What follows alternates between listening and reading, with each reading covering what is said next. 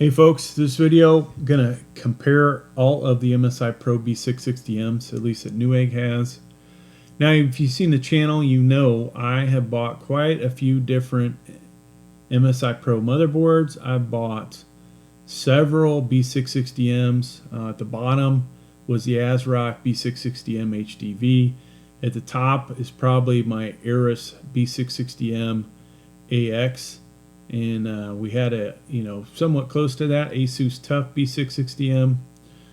So I've learned quite a bit from the B660Ms, and I think, as I actually am shopping for B660M for the channels, I thought I would just, go ahead and do a video as I'm trying to pick one out for it. Which one's going to be better for it? So we're going to go kind of worst of these to the best. You can kind of tell from the price which one's probably going to be the best. In the middle, maybe a little more difficult, but let's go ahead and start. So we'll start here, MSI Pro B660M G. What do we see here, folks? What jumps out? Well, 2 RAM slots. This guy's good up to 4800 megahertz. You can only have 2 sticks of RAM. So whereas the other motherboards you'll see have 4, you're limited on the quantity of RAM you can have. What else does this have that isn't bad? Or if you wanted to compare this to an H610M, we actually have 2 M.2s SSDs here, one there and the other one here. Very similar to the H610M in a lot of regards, except for that and the faster RAM speed. This only has the 1 PCIe 4.0 and 1 expansion slot here, PCIe 3.0. Otherwise, a lot of basics, right? Now, other things to notice between this and the other motherboards. This one doesn't have any heat sinks. This is not an optimal motherboard for the bigger CPUs. I say bigger, the i7s, the i9s, even the i5 12600K. This would not be a good match for it, all right?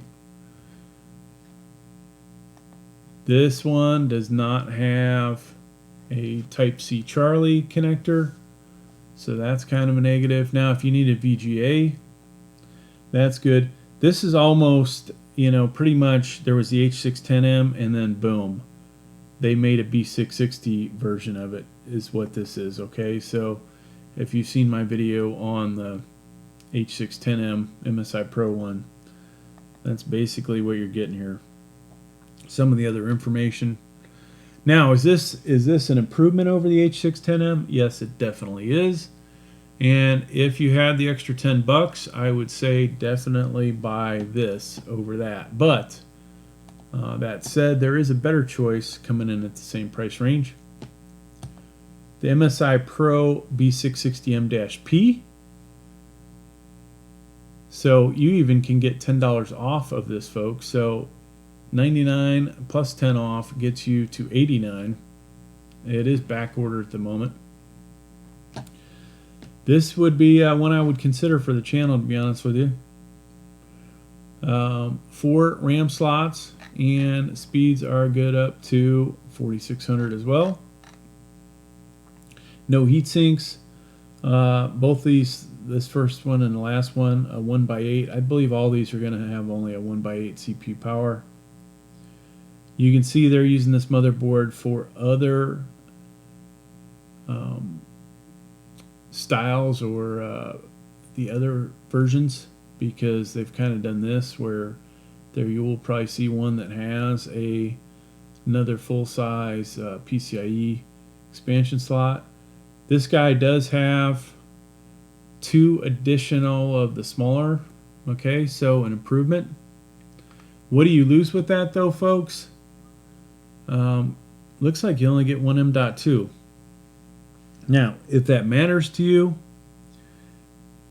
maybe having this exact extra expansion slot might be more important. The extra RAM for me is definitely important because I have a lot of sticks of the same, basically of the same speed, and so it'd be better than having to go buy bigger sizes, right? To just be able to stick 4 in there. So if I had 4 sticks of 8 versus, having to buy 2 sticks of 16, right? So that's good. What do we have over here? If you needed that Type-C Charlie connector, an improvement, get the same stuff here. Very limited USB 3.0s, folks. That honestly kind of stinks. This motherboard is not so great from that aspect. Now you do have a USB 3.0 header, so if your case has it, at least you can pick up 2 more at most. All right, let's move on. So obviously these guys both have Wi-Fi, okay? And if I was going to pick between these two, obviously I'm going to pick the Wi-Fi over, most likely similar features here. So let's go ahead and click on this one since we're going best or worst to best. Once again, 4 RAM slots. This one does have 2 M.2s. They stuck this one in here next to this expansion slot. You see this has a full size, so that's a nice pickup. 1 USB 3.0 header. You pick up an additional 1x4 here. So this guy, folks, if you were thinking, maybe one day I'll buy an i7 or i9, and you want to start off with the i3 or the i5, this one's not so bad. Additionally, if you want to buy an i5 12600K and not overclock it, this may be a motherboard for that. That'll give you better performance, obviously, than a i5 12600.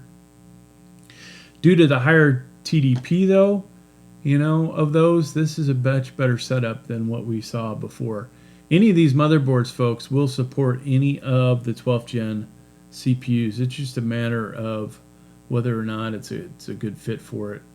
In this case, not being able to overclock kind of should make you weed out the K-type processors, but saving money on a CPU and buying a cheaper motherboard that'll work if you're not going to overclock, this isn't such a bad spot. Oh, excuse me. All right. So we have let's see what we have on the side here. So we have a couple of extra USB 3.0s here. We have a really good selection of HDMIs and DisplayPort, so that's a positive. And realistically, folks, this is a pretty decent motherboard for the money. A lot of other ones out there that would compare to it, but if it had Wi-Fi, I think I honestly would consider getting it for the channel. All right, let's go one more over. Here is a MSI Pro B660m-A Wi-Fi. And what do we get here, folks? Pretty much everything I just discussed. Yeah, M.2s. No differences here. But you get Wi-Fi. Do you lose anything? I think you might actually lose something with this one over the other, but you see you've got the ability to send this out to 2 HDMIs, 2 DisplayPort. Of course, you've got to have integrated graphics to do that, and you pick up the Wi-Fi. So this is a pretty good motherboard for another $10. I want to step back a second, though, in case I missed something looking at this cheaper one. Okay, yeah, it has everything. Has all the same stuff except for Wi-Fi. Now, looking at the most expensive, I'm betting this one has the Type-C Charlie connector, but we'll see. So, yeah, pretty much everything looks to be the same, folks. So far, don't see any differences.